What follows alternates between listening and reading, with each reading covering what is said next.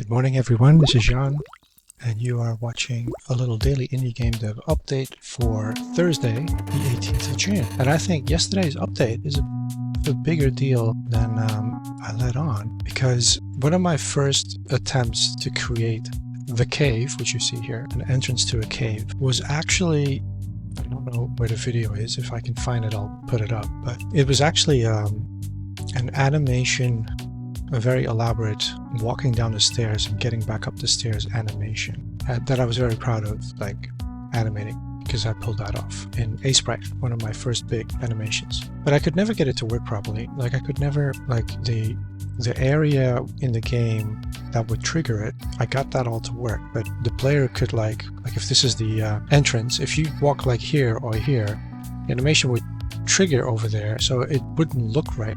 It would look like you're walking down the stairs in the wall or half the wall, so I could never quite get that to line up. But then with the addition of the save point, and here as well, these stone circles, the sphere that triggers it triggers a little too soon, and I've been trying to tweak the positioning, but I can't quite get the positioning to be how I want, which means that when you load up the game, then you may be over here, or you may be over here, or over here. Maybe sometimes you'll be like this. And of course I want it to be exact, like right here.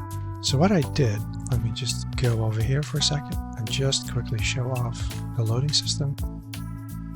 Look at that. So what I did was I added my checkpoint, the viewport, and go there, slow down. I added a leaf sprite, and this leaf sprite over here, I get the world transform, because that's what the save game wants. In the save game, the save main pawn, it's a separate section. So this is the saving the player stuff in the save game section. So this is the part that was already here, and it was linked directly into here. SG main char, that's what the system calls it for saving the main character, and then all that stuff gets in here. I've put up all this some time ago to be saved in there. So my first attempt at saving my own settings. This section, all of a sudden it occurred to me like, well, what if I make this an optional bit of information to feed in, and if you are at a checkpoint, then the information of the checkpoint should go in here and be saved, so that every time you load up a game, you're in exactly the spot I want.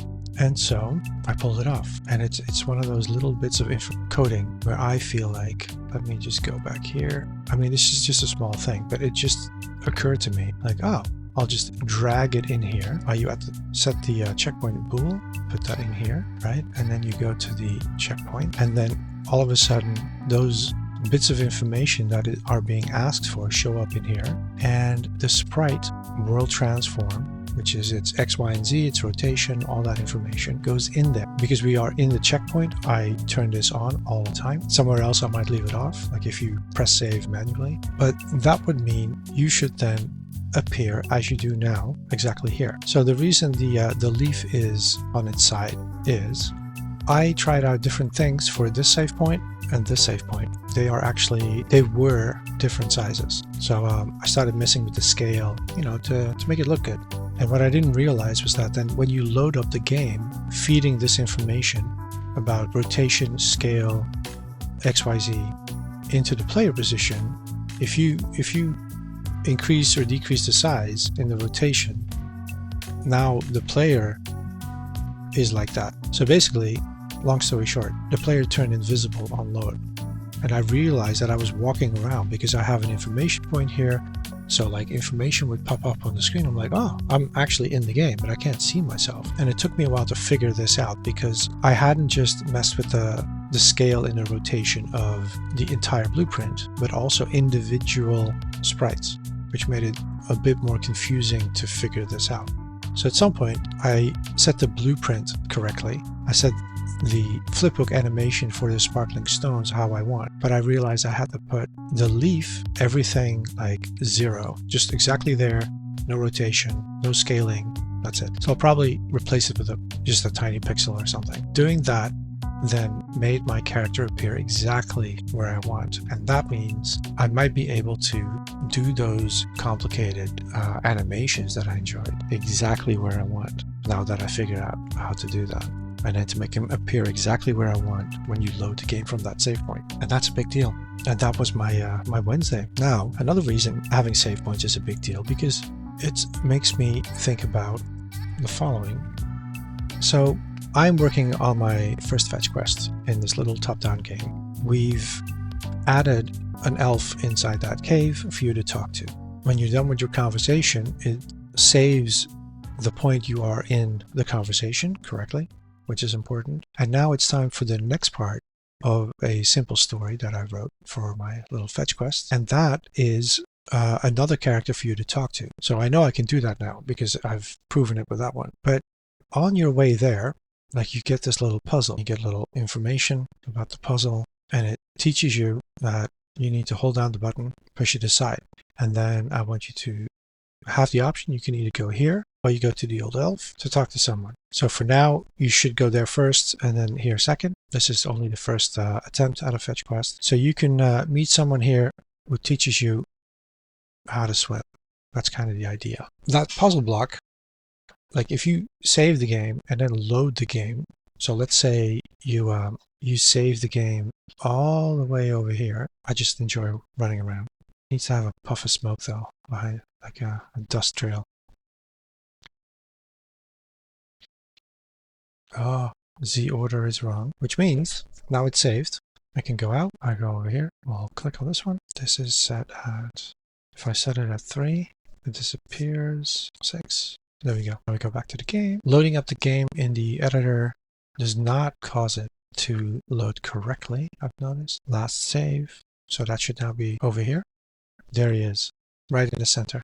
Maybe it should be a little further down. Okay, just leave that for now. So now the problem I have is that the box is back where it was, meaning you are now effectively cut off from here because you can only move it from the left. Unless, of course, I simply allow you to push it up from here. Anyway, my thought was the save point is a bigger deal than I thought because it would force me to learn how to save other objects in the world as well.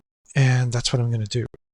Even though I could just tweak it so that you can push it from below, which would be a much simpler solution. But it would be more important for me to learn how to set the saving correctly. I also need to, in order for this quest to work, so you drown when you go in this water, and you should not drown. You should simply be, it's like a kiddie pool. And I set that up all over the place, that you should be half in water, but I haven't actually created the distinction that you should not drown there, or the separate animation for that. So it's a bit more work than I thought, but all little steps towards getting the game where I want it to be. It's funny how, like, there's so many things that you just take for granted in a game, like, right? Like, you can push something aside, you can pick something up, you can save, and the amount of work that goes into it, especially when you're just learning and you're by yourself. We haven't even mentioned the enemies, which is another thing I've been having lots of thoughts about. But the point is, of this enemy, of course, is that you have something to do.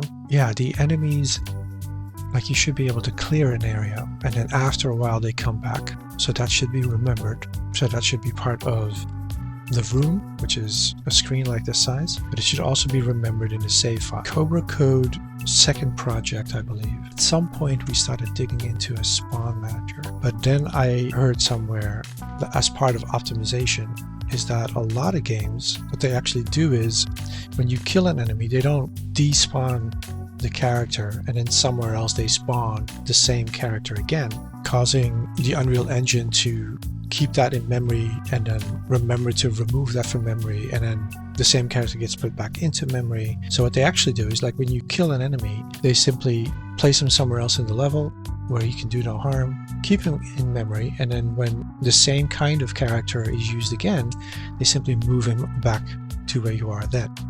And that's cool. But again, requires a spawn, like an enemy's manager that can also remember things, which is why this save system, having this in the game now finally, is a bigger deal than I thought yesterday. So lots of thoughts. Let's get started. I'm going to work on some of these steps, and I'll keep you updated in the next one. Hope you guys are good. Be sure to hit like, hit subscribe if you like following along, seeing how a game comes together in the Unreal Engine. A little top-down adventure game inspired by the likes of the original 2D Zeldas. And if you have your own project going, be sure to drop it down below so we can check it out. Catch you in the next one.